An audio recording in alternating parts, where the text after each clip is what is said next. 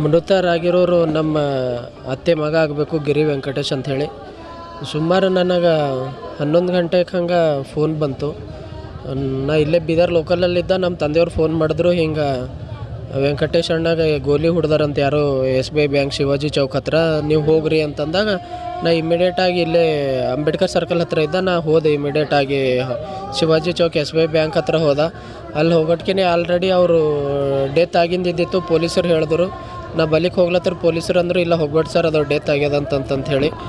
ಆಮೇಲೆ ಅವ್ರ ಗೆಳೆಯ ಅದೇ ಡಿಪಾರ್ಟ್ಮೆಂಟ್ದಲ್ಲಿ ಜಿತೇಂದರ್ ಅಂತ ಹೇಳಿ ಕೆಲಸ ಮಾಡ್ತಾರೆ, ಚಿದ್ರಿದವ್ರೆ ಹರ. ಅವ್ರು ಬಂದರು. ಅವ್ರು ಬರ್ತಿಕ್ಕೆ ಡ್ರೈವರಿಗೆ ಫೋನ್ ಮಾಡಿದ್ರೆ ಡ್ರೈವರ್ ಅವ್ರು ಭೀ ಬಂದರು. ಡ್ರೈವರ್ ಅವ್ರಿಗೆ ಕೇಳಿದೆ, ಹೆಂಗಾಯ್ತು ಸರ್ ಇದು, ಏನಾಯಿತು ಅಂತಂತಂದ್ರೆ ಡ್ರೈವರ್ ಅವ್ರು ಹೇಳಿದ್ರು, ಇಲ್ಲ ಅವರು ಇಬ್ಬರು ಹೆಲ್ಮೆಟ್ ಹಾಕೊಂಡು ಬಂದಾರ. ಇಲ್ಲಿ ಒಬ್ಬ ನಿಂತಿನು ಗೇಟಿಗೆ, ಒಬ್ಬ ಅಲ್ಲಿ ಗಾಡಿ ಮೇಲೆ ಒಬ್ಬ ನಿಂತಿನು. ಅವರು ದುಡ್ಡು ಕ್ಯಾಶ್ ಇದು ಮಾಡ್ಕೊಂಡು ಕಣ್ಣಕ್ಕೆ ಖಾರ ಹಾಕಿ ಏನಪ್ಪ ಅಂತಂತಂದ್ರೆ ಅವ್ರ ಮೇಲೆ ಫೈರ್ ಮಾಡಿ ಅವರು ಅದು ದುಡ್ಡು ತೊಗೊಂಡು ಹೋಗಿದ್ದಾರೆ ಅಂತಂತ ಹೇಳಿದ್ರು. ಅದಕ್ಕಾಗಿ ನಾವು ಅವ್ರಿಗೆ ಕೇಳಿದ ತಕ್ಷಣ ಎಲ್ಲ ಫ್ಯಾಮ್ಲಿದವ್ರಿಗೆ ಫೋನ್ ಮಾಡಿದೆ. ಎಲ್ಲ ನಮ್ಮ ಕುಟುಂಬಸ್ಥರು ಅಲ್ಲಿಗೆ ಬಂದರು. ಇದು ಏನಪ್ಪ ಅಂದ್ರೆ ಇದು ವ್ಯವಸ್ಥೆ ಇಲ್ಲಿ ತುಂಬ ಹದಗೆಡ್ತಾ ಇದೆ.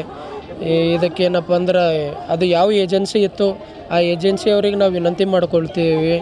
ಜಿಲ್ಲಾಡಳಿತಕ್ಕೂ ಕೂಡ ನಾವು ವಿನಂತಿ ಮಾಡ್ಕೋತೇವೆ. ಏನಪ್ಪ ಅಂತಂದ್ರೆ ಕುಟುಂಬಸ್ಥರಿಗೆ ಏನಾದರೂ ನೀವು ನಮ್ಮ ಕುಟುಂಬಕ್ಕೆ ಏನಾದರೂ ಸಹಾಯ ಮಾಡಬೇಕು. ಯಾಕಂದ್ರೆ ಅದು ಏನು ದುಡ್ಡು ನಮ್ದಿರಲಿಲ್ಲ, ಅದು ದುಡ್ಡು ಯಾರ್ದು, ಜೀವ ಯಾರ್ದು ಹೋಗಿನಂಗೆ ಆಗ್ಯದ. ಹೀಗಾಗಿ ಇದಕ್ಕೆ ಏಜೆನ್ಸಿಯವರು ಮತ್ತು ಜಿಲ್ಲಾಡಳಿತ ಇದಕ್ಕೆ ಏನಾದರೂ ಸೂಕ್ತ ಕ್ರಮ ಕೈಗೊಳ್ಳಬೇಕು.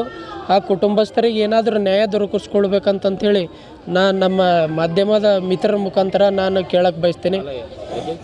ಮೃತರಾಗಿರೋರು ನಮ್ಮ ಅತ್ತೆ ಮಗ ಆಗಬೇಕು, ಗಿರಿ ವೆಂಕಟೇಶ್ ಅಂಥೇಳಿ. ಸುಮಾರು ನನಗೆ 11 ಗಂಟೆಗೆ ಹಂಗೆ ಫೋನ್ ಬಂತು.